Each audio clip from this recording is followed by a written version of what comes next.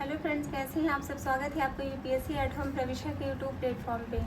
हम जो UP PCS की मेंस आंसर राइटिंग कर रहे हैं, जिसमें हमारा जो टारगेट है डेली 5 क्वेश्चन की आंसर राइटिंग करने का, उसी सीरीज़ में आज का ही हमारा सेकंड क्वेश्चन है, जो कि GS 5 से हमने लिया हुआ है। आप लोगों को हमारी जो मेन्स की सीरीज़ चल रही है कैसी लग रही है, हमारे कमेंट सेक्शन में ज़रूर बताइए।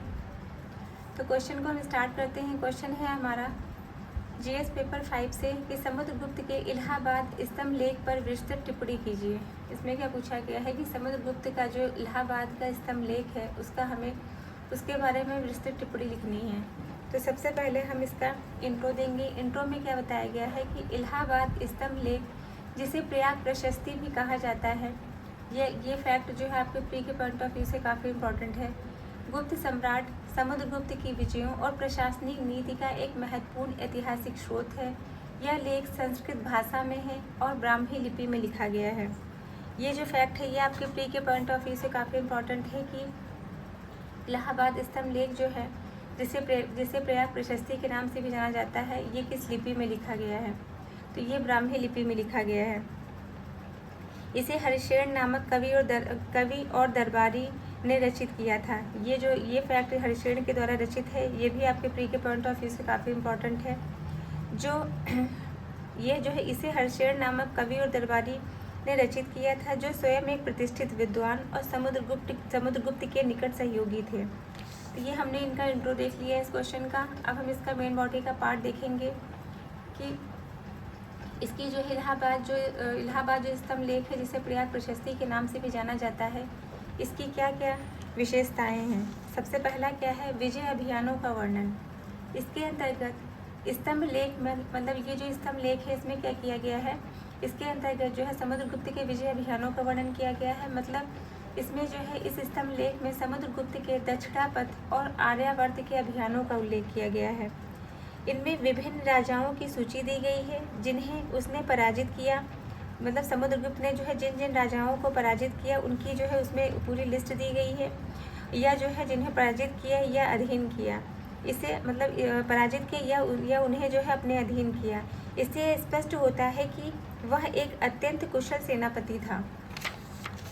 सेकंड क्या है, राजनयिक नीति। इसके अंतर्गत कई शासकों ने समुद्रगुप्त की शक्ति को स्वीकार कर शांतिपूर्वक अधीनता स्वीकारी है। और इसके अंतर्गत जो है क्या किया है, मतलब समुद्रगुप्त, कई जो शासक है उन्होंने जो है समुद्रगुप्त की शक्ति को स्वीकार लिया है और उनकी जो है शांतिपूर्वक उनकी अधीनता स्वीकारी है। इससे यह सिद्ध होता है कि वह केवल युद्ध में ही नहीं बल्कि कूटनीति में भी निपुण थे।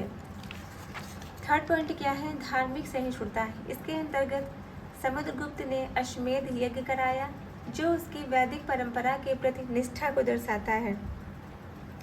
मतलब अश्वमेध यज्ञ के माध्यम से यह स्पष्ट होता है कि वो जो है क्या करते थे, वैदिक परंपरा में जो है वैदिक परंपरा पे उनका जो है विश्वास था, उनके प्रति जो है निष्ठा को दर्शाता है। वही उसने जो है विभिन्न धर्मों के प्रति सहिष्णुता का मतलब प्रेम सहिष्णुता का जो है मतलब क्या होता है, प्रेम का भी जो है परिचय दिया। इसका उदाहरण हम श्रीलंका के बौद्ध राजा मेघवर्ण को बौद्ध मठ बनवाने की अनुमति दी। फोर्थ पॉइंट क्या है, सम्राट की छवि। इसके अंतर्गत प्रशस्ति में समुद्रगुप्त को वीणा वादक, ये जो फैक्ट है वो आपके प्री के पॉइंट ऑफ व्यू से काफ़ी इम्पोर्टेंट है कि वीणा वादक के रूप में किसे जानते हैं, तो समुद्रगुप्त को जानते हैं। प्रशस्ति में समुद्रगुप्त को कवि, वीणा वादक, धर्मपालक और विजयी सम्राट के रूप में चित्रित किया गया है। इससे उनकी व्यक्तित्व की बहुआयामी छवि उभरती है। तो ये हमने जो है इसका क्वेश्चन का मेन बॉडी का पार्ट देख लिया। अब हम इसका कंक्लूजन देखेंगे। इसमें क्या है कि इलाहाबाद स्तंभ लेख केवल एक प्रशस्ति नहीं बल्कि गुप्तकालीन इतिहास का दर्पण है। मतलब जो इलाहाबाद का जो स्तंभ जो लेख है, वह केवल जो है एक प्रशस्ति लेख ही नहीं, वह क्या बताता है, वह गुप्त काल का जो है गुप्त काल का जो भी इतिहास रहा है उसको देखने के लिए एक आईने के रूप में दर्शित होता है। यह न केवल समुद्रगुप्त की उपलब्धियों का लेखा जोखा प्रस्तुत करता है, बल्कि तत्कालिक राजनीतिक, सांस्कृतिक और धार्मिक परिवेश को भी उजागर करता है। मतलब उस समय की ये जो समुद्रगुप्त की जो उपलब्धियां थी, न केवल उनके बारे में बताता है, बल्कि उस समय जो विद्यमान जो राजनीतिक और सांस्कृतिक राजनीतिक सांस्कृतिक जो स्थितियाँ जो विद्यमान थी उसको भी जो है क्या करता है, उजागर करता है। तो ये हमारा क्वेश्चन कंप्लीट होता है जो कि हमने लिया था जीएस पेपर 5 से। आप लोगों को हमारी जो ये मेंस की सीरीज़ चल रही है कैसी लग रही है हमारे कमेंट सेक्शन में ज़रूर बताइए। जिन भी लोगों ने हमारे टेलीग्राम चैनल को ज्वाइन नहीं किया है वो उसको ज्वाइन कर सकते हैं, जिसका लिंक चैनल के डिस्क्रिप्शन बॉक्स में दिया हुआ है। वहाँ पे जाके आप टेलीग्राम चैनल को ज्वाइन कर लीजिए और हमारे चैनल पे अपना प्यार और सपोर्ट बनाए रखिए।